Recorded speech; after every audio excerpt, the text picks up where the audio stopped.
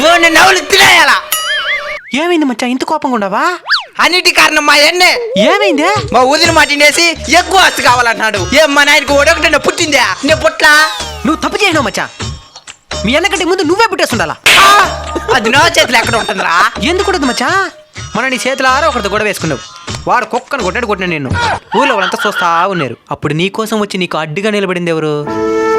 మీ అన్న. రక్త సంబంధం చాలా గొప్పది మచ్చా. ఆస్తి కోసం దాన్ని పోగొట్టుకోవద్దు. మీ మధ్య ఎన్ని గొడవలైనా ఉన్నాయి.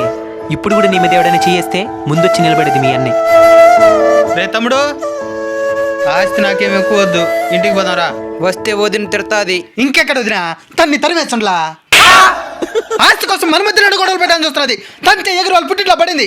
2 రోజులు ఉండేసి వస్తుంది. నువ్వు రాపోదాం. రక్త సంబంధం చాలా గొప్పది. ఆస్తి కోసం దాన్ని పోగొట్టుకోవద్దండి.